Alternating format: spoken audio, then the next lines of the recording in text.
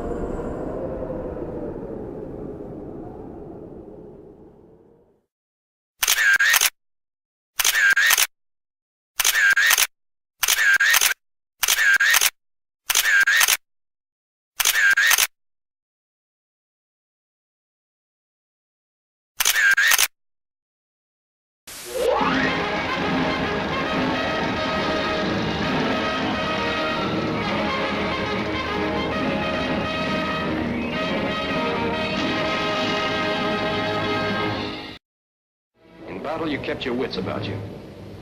Don't relax that caution now. The Nazi party may be gone, but Nazi thinking, Nazi training, and Nazi trickery remain.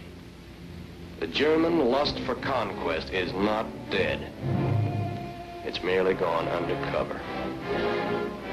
Somewhere in this Germany are the SS guards, the Schutzstaffel, the Gestapo gangsters. Out of uniform, you won't know them, but they'll know you. Somewhere in this Germany are stormtroopers by the thousands. Out of sight, part of the mob, but still watching you and hating you. Somewhere in this Germany, there are 2 million ex-Nazi officials. Out of power, but still in there. And thinking about next time. Guard particularly against this group. These are the most dangerous. German youth. Children, when the Nazi party came into power, they know no other system than the one that poisoned their minds. They're soaked in it. Trained to win by cheating. Trained to pick on the weak. They've heard no free speech. Read no free press. They were brought up on straight propaganda. Products of the worst educational crime in the entire history of the world. Practically everything you believe in, they have been trained to hate and destroy. They believe they were born to be masters, that we are inferiors, designed to be their slaves. They may deny it now, but they believe it, and will try to prove it again.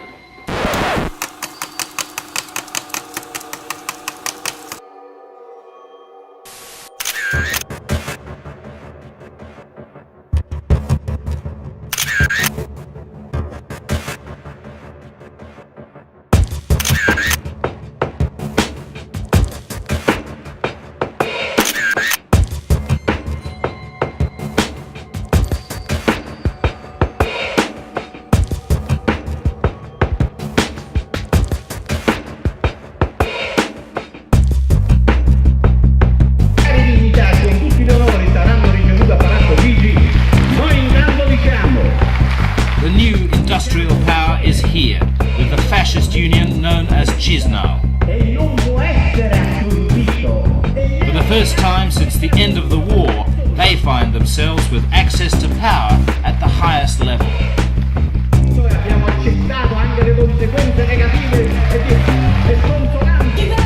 The analysis of the electoral vote, the youngsters have voted 40% left and 45% Berlusconi or fascist. This is extremely dangerous. With 5 senior ministers in the cabinet, fascist leader Gianfranco Fini is a canny player of the political game.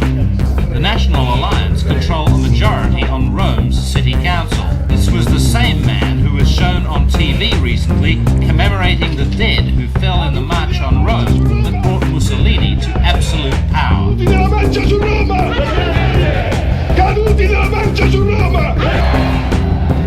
In Italy, what's happening is a new fascism, a new way of fascism.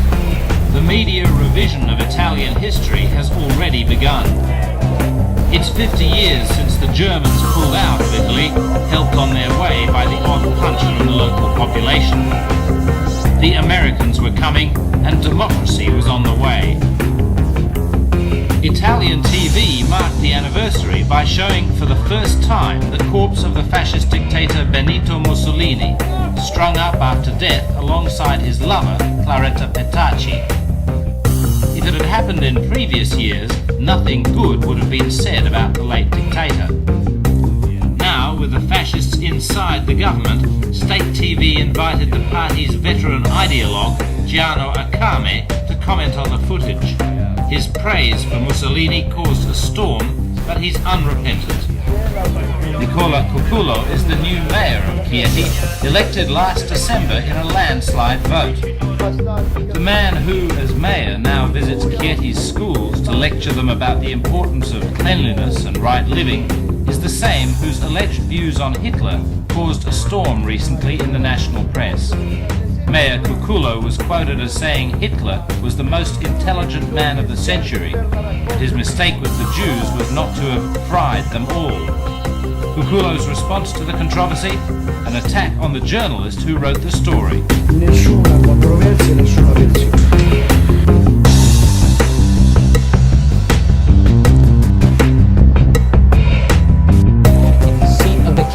Church covered up the murder of one of its popes. In September 1978, John Paul I was pope for only 33 days before he was found dead in his chambers by a nun bringing him morning coffee. Within hours, the pope's body was whisked away with no autopsy and no investigation. He was virtually erased from history. But many believe John Paul I knew secrets about corrupt factions within the Vatican that may still exist today.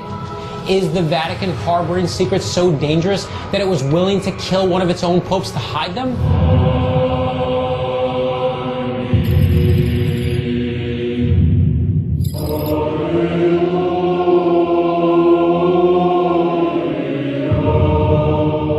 Let's face it, there are certain people in the Catholic Church who rather delight in mystery. There is a cult of secrecy inside the Vatican. Don't forget the Pope has his own private diplomatic corps in countries all over the world who report to him personally.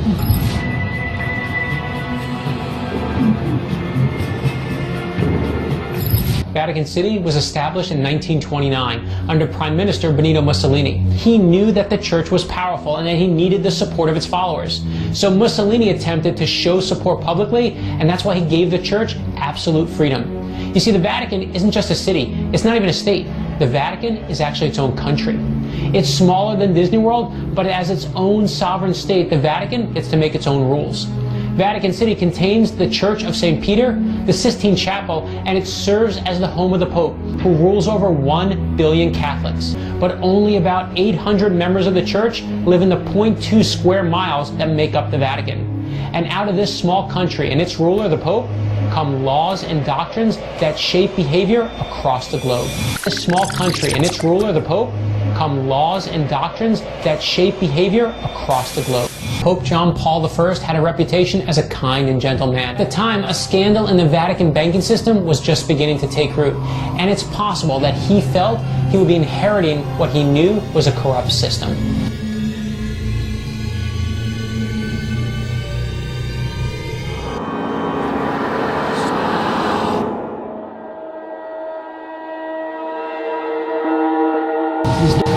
John Paul I had a clear goal: to humanize the papacy and eliminate corruption within the Vatican.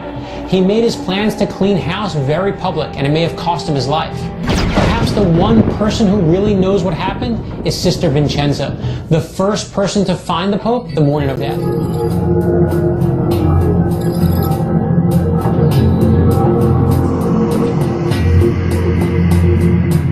So John Paul I was all ready to be a reformed pope, and then he dies 33 days into his papacy. Yeah, that's the idea, and that's where, of course, all the controversy comes from. We have the reformer pope who was planning on opening up an internal investigation in the late 1970s. And that's how you get killed in Italy. And that poses problems.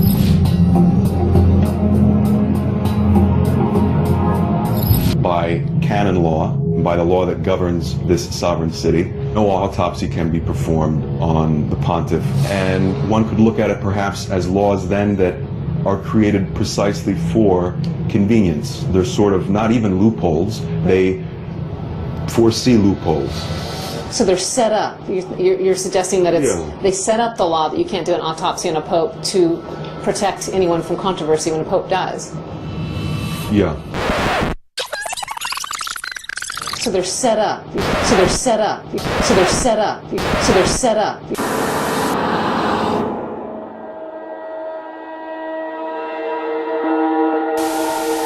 You're suggesting that they set up the law that you can't do an autopsy on a pope to protect anyone from controversy when a pope dies. Yeah. What happened to the first person that found him, and that was a sister? Well, she was placed under obedience. This is another very convenient loophole in canon law. You can force someone to say or do or not say or do something because they have taken a vow. So if the nun that found John Paul I saw something that would have been interesting in a murder investigation, and then she was forced under obedience to do or say something else. Yeah, there's nothing surprising in that at all. Because that's her modus vivendi. That's her way of living. Okay, this is the crooked lawyer's dream. Normally, if you want to silence a witness, you either bribe them, threaten them, or you eliminate them.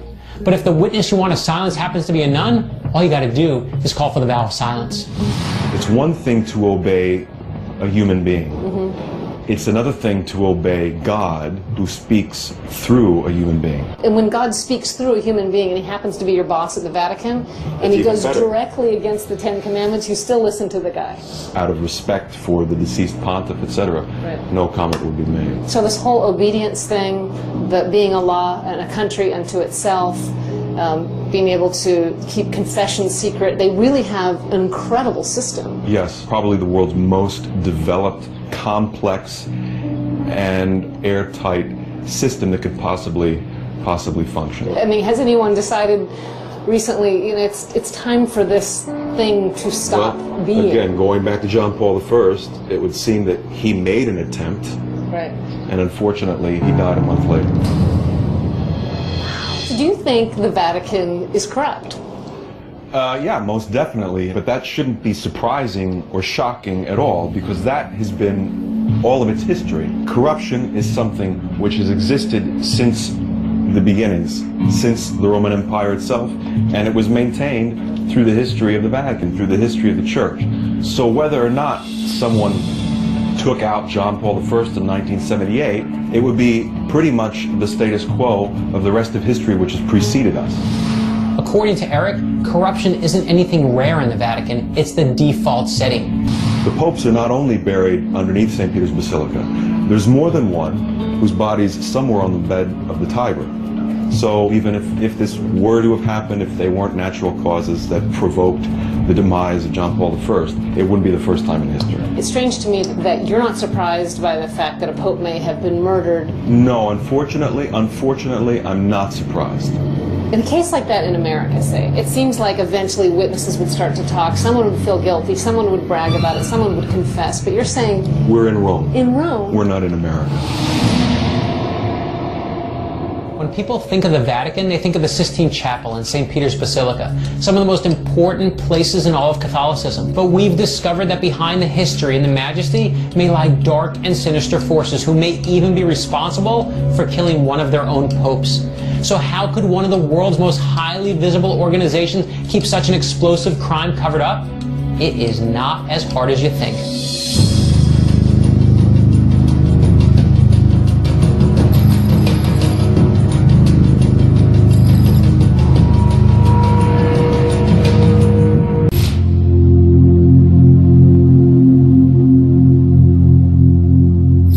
People want the truth, and people will eventually search the truth, and when they search the truth with purity of heart and purity of intention, they will find it. Well, you say that as we're standing next to a large wall keeping us in some ways from the truth, potentially, some would argue.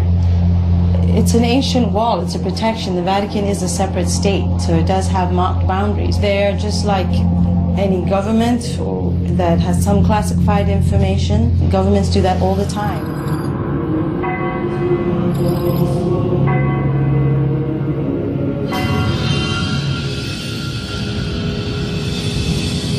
We've been looking into the death of John Paul I, the Pope who served only 33 days. Can you tell us a little bit about the circumstances? He was in his apartment just up there on the top floor, second window in. His assistant, Sister Vincenza, takes him his usual morning cup of coffee. Around about 4:30, 5 o'clock, leaves the coffee there. And she then says that she returned a quarter of an hour later to see that the coffee was untouched. She goes in and she notices the Pope, she says, propped up in bed, looking asleep, looking very serene, to use her words. But she noticed that he wasn't moving, went there and took his pulse and discovered that he was in fact dead, and that's when the alarm was raised. We've heard that there was a history, that he had a history of heart disease, or that he was... He was actually quite a fit man. He was very healthy. He was in the peak physical condition. Even his brother said the same thing shortly after his death, that they were in fact rather surprised that it was put down as a heart attack, because there was no history of heart attack in the family. At that time, there was a lot of investigation into the Vatican. There was rumours that senior members were Freemasons, and he was going to name and shame these people, and it would create a furore in the Vatican. Everybody loves the Freemasons, right? The Freemasons are one of the world's oldest and largest fraternities, an ancient brotherhood steeped in secrecy. Formed during the Middle Ages, their distinguished members have included everyone from Winston Churchill to J. Edgar Hoover to Harry Houdini to 14 different U.S. presidents. Conspiracy theories abound, linking the Brotherhood's many rituals to dastardly murders and even satanic orgies. And a number of its members have mysteriously died after revealing their secrets. If you have a small cabal with access to the most powerful people in the world, it is easy to see why the thought of Freemasons operating within the Vatican is a scary idea.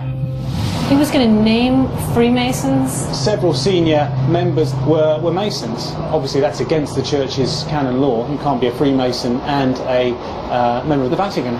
So that the Freemasons don't take over the Vatican? The Vatican. The Church has long been at odds with the Freemasons. Pope Leo XII declared Freemasonry the kingdom of Satan. As early as the 1700s, Pope Clement XII declared that any Catholic who joined the Freemasons would be sentenced to death.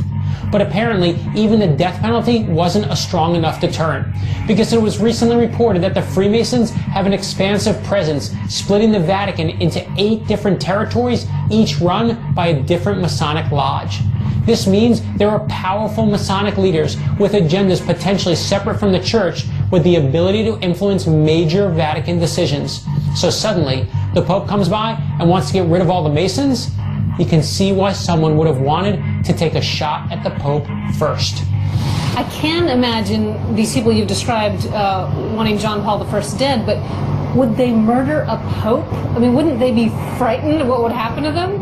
Because it's the Vatican, no external investigation was ever really carried out. You don't do an autopsy on a Pope, you see. You don't do an autopsy on a Pope ever? Pope. And anyone wanting to get rid of the Pope would know that they don't normally do an autopsy, so in a way they get away scot-free. Yeah, and also the whole apartment was cleared up very quickly. Embalmers were called within 5 hours of his death. The domestic staff came in and wiped away every trace. I mean, I've spoken to people who've said it was as if John Paul I was erased very quickly from Vatican history. You've got one of the most powerful men in the world that's been found dead. No investigation. Within 5 hours, he's getting embalmed? Certainly, a lot of questions still unanswered. But it's intriguing because within a few months of Pope John Paul I dying, prosecutors, investigating magistrates are also found murdered. Wait, what? The people who were looking into this were murdered as well? The prosecutors, the Italian prosecutors who were looking into it were also found murdered. An investigative journalist was also found murdered as well. It's all very, very murky. And the key issue is the death of Pope John Paul I. It sounds like he's just the first domino to fall in a huge string of dominoes. Yes.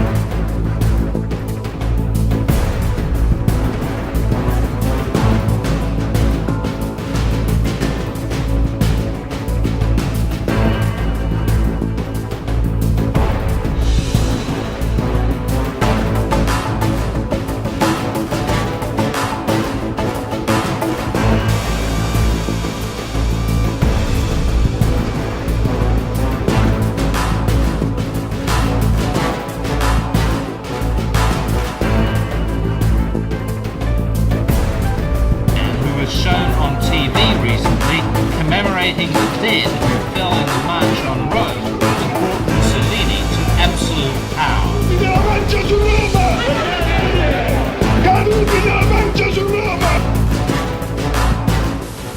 So, when you put all these things together, it does sound like a possible recipe for murder. I think very definitely. I mean, say, it's a huge scandal. It would have been like an atomic bomb for the Vatican. And to find motive, the first thing you have to do is follow the money.